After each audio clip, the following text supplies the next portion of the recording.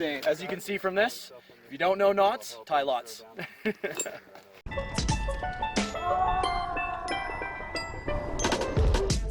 Hi, I'm Ryan Jinks and welcome to my gear closet. Today we're going to talk about the horizontal part of the rope jump we did at the Fruit Bowl in Moab, Utah.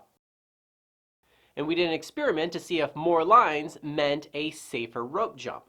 Now we only jumped with 2 lines, as much as I would love to jump with 3 for, I don't know, to make me feel better. They all kind of get a little too crossed over each other and it becomes a real cluster. So we always just jump with 2 good ropes. But the horizontals, I wanted to see if we could just add. So in our Fruit Bowl rope jump, we set up 2 Sky Pilot webbings from Slacklife BC, which is this webbing I have here. And then we had 3 spider silk lines underneath that, which is a webbing that Balance Community doesn't make anymore. And I mean, you can still buy this stuff used. If you really like it, I think I have enough. I could sell somebody's stuff. But this stuff breaks at over 60-something kilonewtons, 15,000 pounds of force. This stuff's made out of Vectrin. It's amazing. And we put 3 of these lines on there. Then we had an AM steel backup, and we added a static rope underneath all of that. And the gap between the cliffs is only 120-ish feet, about 35, 40 meters. And the rope jump is about 50 meters long. So I had enough webbing to basically go back and forth. But the other fun thing we did was build 3 anchors on both sides. So I built like an entire 3 or 4 point anchor in 3 different places. I mean, all the bolts are already there. And we basically used every bolt that's over there for the multiple high lines that it's for. So we had 3 separate master points that we brought into one master point near the cliff edge where we attached all these webbings, ropes, and AM steel. And let me show you what it looks like. You were probably thinking, wow, that sounds so safe. But now that you're looking at it, it looks like a cluster. And it was. This is what happened after we rope jumped.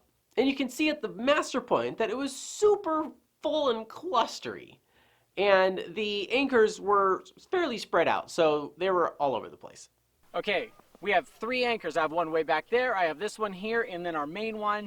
It all comes together, and we have 7 lines attached to those 3 anchors. But there's a lot of things that make this unsafe. You don't take any one of these too serious because you know you've got 7 of them.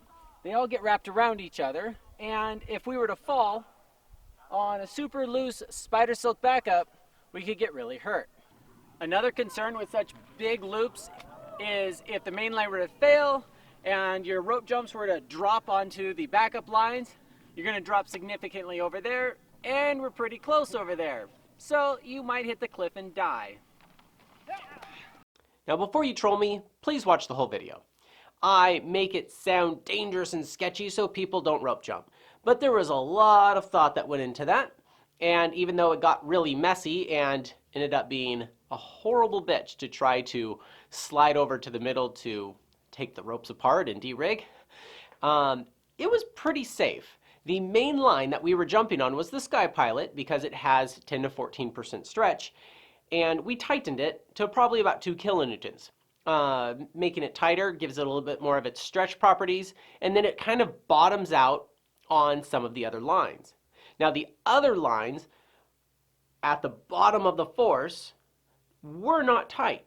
Ideally, you would want them fairly close to like there. You don't want these huge upside down McDonald's signs because, like I said, if it were to drop, it really changes a lot of the dynamics on your rope swing. Therefore, it depends how high you are off the ground. If you're super high off the ground, it really doesn't matter.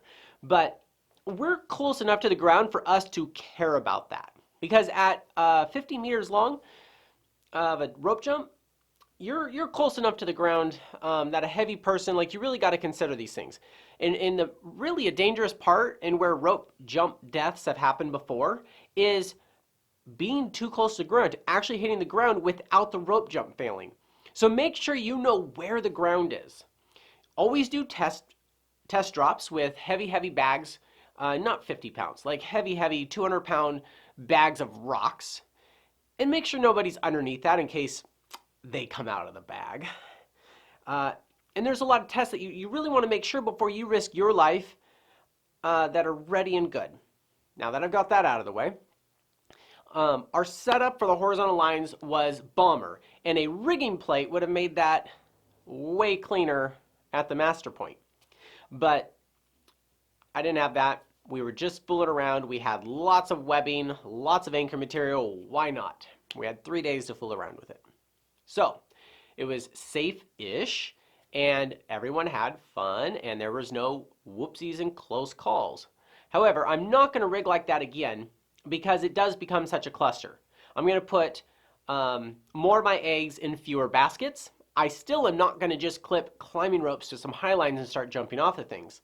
I want to make sure that the horizontals, the high line, has additional backups. Ideally, a full 3 plus the stabilizer, which is what we use the static rope for. We tie, you can see this in the rostrum video, tie figure 8s in the middle and put that on a square quick link so the ropes can't slide over to one side or the other, making you hit the cliff edge.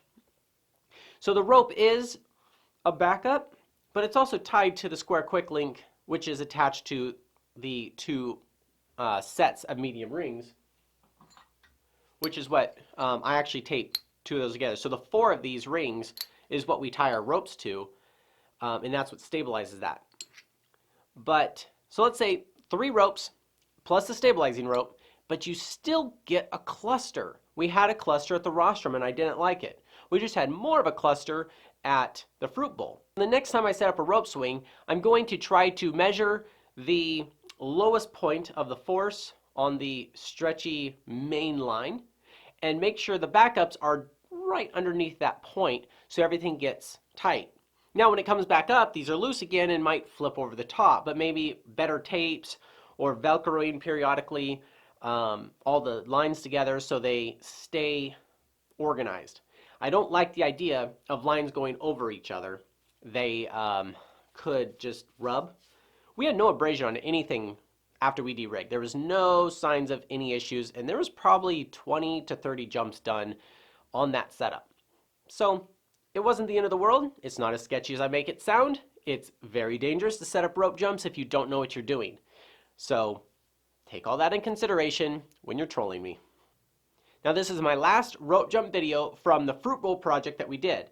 I broke it into several videos because we showed the forces that we put on rope jumps when we had the dynamometer, and we showed an efficient way to haul people back up to the jump spot instead of up to the anchors. And this one is just to show you the experiment we did with the horizontal lines. Now, it's probably not my last rope jump video at all, but let me tell you why I make these. This is a very specialty kind of a setup that very few people are actually going to go set up. But why would I make this information available on YouTube? It's because some people are going to do it anyways. I'm going to do it anyways. I'm glad for the people who showed me what they did. Now, it would have been nice if I had these videos for myself before I went out and did it. Now, I have a big walling background, a lot of climbing background, a lot of highlighting rigging background, and I've worked with someone at the Fruit Bowl the previous year on about 20 different jumps, so I was pretty familiar with it. I didn't just go out and jump off things without going with someone who knows what they're doing. I actually mean that when I say that. However, I did a lot of tests and I came up with a hauling system. I felt pretty confident that I could go set up a rope jump. I believe in open source information. I don't think that only the elite should have this kind of information. I don't think people will die because I gave them a piece of the pie and now they're going to go run with it and jump off things and go kill themselves. On contrary, I think people are more aware of things that they should be aware of, like don't hit the ground, don't hit the cliff, make sure you can get back up, make sure your horizontals are not going to break, make sure your rope's not going to break. What forces are you putting on there? Why is that so bad to share? Hopefully that doesn't, cause a problem. But I'll tell you what does, is posting videos of people doing cool rope jumps like on Devin Supertramp, who inspired me to rope jump, and I had no information on how to do it. Now, I love Devin Supertramp, don't get me wrong, but it's that kind of stuff that gets people stoked to do something they have no business doing. So if I'm going to send Stoked to go do something, this is some information you should have while I'm telling you to go with someone who knows what they're doing. So my conclusion is, please, please, please don't go rope jump just because you saw a couple videos of me showing you how I set mine up. Instead, it's to help you understand what you're looking at when you do go with someone who knows what they're doing. It's nice to have a foundation of the rigging before you go and see this complex setup. Rope jumps and high lines are dangerous if not taken seriously. Therefore, you shouldn't rope jump or high line.